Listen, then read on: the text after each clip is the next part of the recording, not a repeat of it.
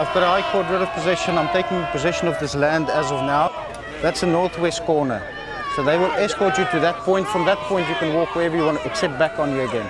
Parliament Square in the early hours of a pitch-black summer morning. 20 High Court enforcement officers from Shergroup, acting upon a High Court writ of possession, leap into action, spreading across the large patch of grass from different directions.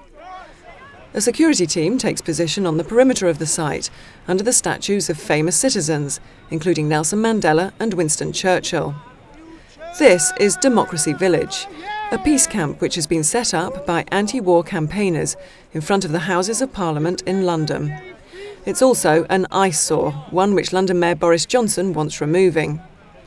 Shergroup, working with the Metropolitan Police and the Greater London Authority, have put a plan of action in place to ensure the protesters are removed safely from the site so it can be restored to its former glory.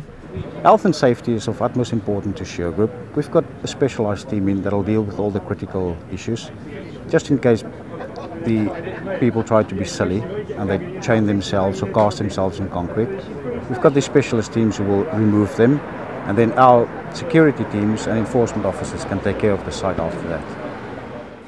Once the eviction begins, many demonstrators pick up their belongings and leave. Some confess they're using it as a free campsite in central London and aren't bothered about the protest. Others are determined to stay put and make their views heard.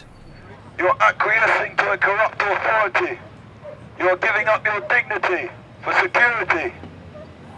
In demonstrations like this, protesters take extreme risks with their own safety, like this person who climbed onto a lorry load of fencing. Or this woman who locked herself onto some scaffolding with a solid bike lock. Highly trained specialists investigate how to release her safely. You've chained your neck to this post here. Why have you done that? That is quite an extreme form of protest.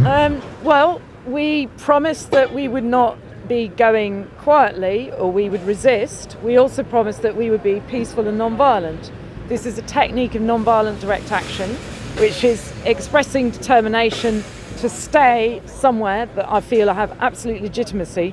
This is supposedly a democracy, and I should be able to protest or to be assembling outside the Houses of Parliament.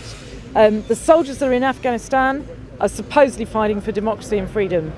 So I don't know what they would think. I would like to know what those soldiers would think of the fact that people protesting about what's happening in Afghanistan are having to go to the extent of chaining themselves here and then being dragged off against their will. We'll go across with a cutting kit, we'll light the area up for safety, we'll release the D-lock around the neck, we'll then secure the ladders we'll cut the canopies away, and we'll go up and guy line the ladders, throw the ropes over. Sticking to stringent health and safety regulations, the specialist team set about releasing her safely from her self-imposed shackle.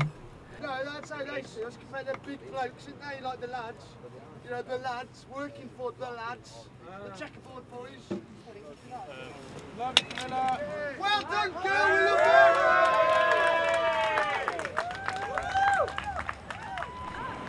On top of the same scaffolding, two anti-war campaigners decide to sit it out until the very end, before accepting their time to move on was looming. I'm somewhat sad because obviously we want this message to be right out full front into the government, but obviously we realise that at some point, you know, there would be pressure on us to leave. So we were obviously expecting it, and so here we are. And will you go quietly? Always go quietly, but obviously we will make a stand up here as long as possible, as you'd expect. Soon, they too were brought down to safety and escorted from the site. Removing protesters who are often struggling to stay put takes a great deal of care, and Shergroup's enforcement officers are allowed to use reasonable force to pick them up and carry them away. Officers and security staff are trained in conflict management and restraint, and Shergroup complies with all legislation in such matters. Police are also on hand to quell further disruption off-site, as in the case of these demonstrators disrupting the traffic around Parliament Square.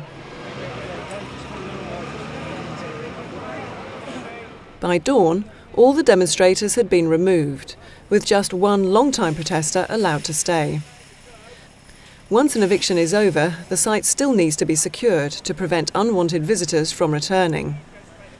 A few tents and personal possessions were cleared away for collection later, while rubbish and hypodermic needles were binned. Damage to the area will need repairing. Shergroup's own security team remain on site to patrol the area after fencing has been erected around the perimeter. The enforcement of the High Court writ was carried out safely, swiftly and professionally, and the site returned to the Greater London Authority. The enforcement of a writ of possession takes a great deal of planning and expertise.